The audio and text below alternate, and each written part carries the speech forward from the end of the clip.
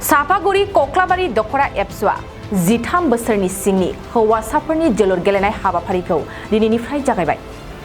साफागुरि कक्लाबारि दखरा एबसुआ 3 बोसोरनि इन्टार इउनिट गोसोखां राजु गयारिनि मुङै 13 बोसोरनि सिंनि हौवासाफोरनि जोलुर गेलेनाय बादायलायनायखौ दिनैनिफ्राय जागायबाय। एबसुनि बड'फा गोजोरथियारि सोलायथाय मावथांखि बायदियै 13 बोसोरनि सिंनि हौवासाफोरनि जोलुर गेलेनाय बादायलायनाय हाबाफारिखौ गासै दखरा एबसुफोरखौ लानाय नुनो मोन्दों। बेबायदिनो बाक्सा जिल्लानि साफागुरि कक्लाबारि दखरा एबसुआबो दिनैनिफ्राय 3 बोसोरारि इन्टार इउनिट गोसोखां राजु गयारिनि मुङै 13 बोसोरनि सिंनि हौवासाफोरनि जोलुर गेलेनाय बादायलायनायखौ दिनैनिफ्राय जागायबाय।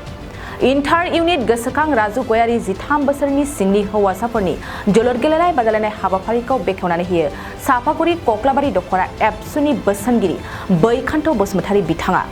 लोगोसे बाहागो लाबावदों गलागाव बिसिडिसिनि चेयारमेन एन्टनी हाज'वारि, बरफाम गुदि फरायसालिनि गाहाय फोरोंगिरि जायख्लं स्वर्गियारि बिथांमोना बाहागो लायो।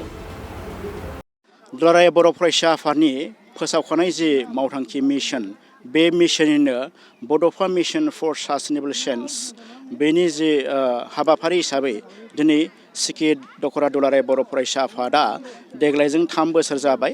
बे आन्डार 13 जि हौवासा गथ'फोरनि जि जोलुर बादायलायनाय फुटबल कम्पिटिशन, बे कम्पिटिशनखौ होनाया दा बे हाबाफारियावनो दिनैबो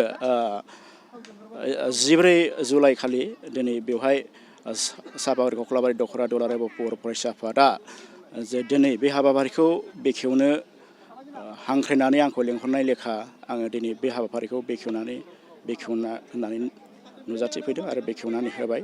दा बे हाबाफारिया जोबोद बाख्नायथाव। मानो बाख्नायथाव?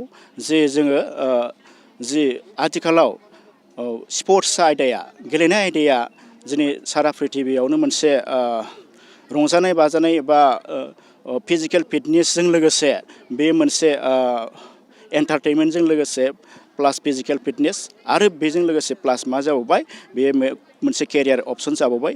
दिनै नुनो मोन्दों दिनै गेलेनायनि गेजेरजोंनो गोबां रोंगौसा गोनां जि हौवासा हिन्जावसा बिथांमोना दिनै नेसनेल लेभेल, इन्टारनेसनेल लेभेलनि जि गेलेगिरि जाहैनो हाबाय। आरो बे गेलेनायनि गेजेरजों बिथांमोना गावसिनि रोंगौथिखौ देखायनायजों लोगोसे गावनि जिउआव साफा रोंगौसार सुबुं जानो हाबाय, गावनि जिउखौ दैदेननो हाबाय। दा बे हिसाबै जोंबो जाहाथे जोंनि जि उन्दै जि देरफुनाय हौवासायानो जा हिन्जावसायानो जा, जुदि जोङो दानो उन्दै समावनो जुदि बिसोरखौ जोङो कच होनो हायोब्ला, बिथांमोनखौ बे डाइरेक्सनजों जोङो गाइड खालामनानै लांनो हायोब्ला बिथांमोनाबो निस्सय बे गेलेनाय आयदाखौ लानानै, स्पर्ट्स आयदाखौ लानानै बिथांमोनाबो सानसे समाव गावसिनि जि जिउनि जि थांखिजों लोगोसे गावखौ बुहुमाव सिनायथि होनाय आरो गावनि जि जिउ राहा बेखौबो बिथांमोना दाना लानो होगोन।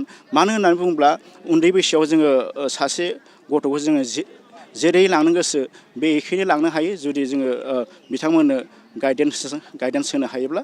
बेखायनो बे आयदाया जोबोद बाख्नायथाव जादों। जोङो बे उन्दै हौवासा हिन्जावसाफोरखौ जोङो जुदि दानिफ्रायनो जुदि बिथांमोनखौ गाइड खालामनानै जोङो जुदि स्पर्ट्स आयदायाव जुदि जोङो बिथांमोनखौ लांनो हायोब्ला, बिथांमोना सानसे बेलासे गावजों लोगोसे जोंनि बर' हारिजों लोगोसे गावनि हादरखौ रिप्रेजेन्ट खालामगोन, बेखौनो आङो आसा खालामदों। बेखिनिखौनो बुंनानै गोजोनथों।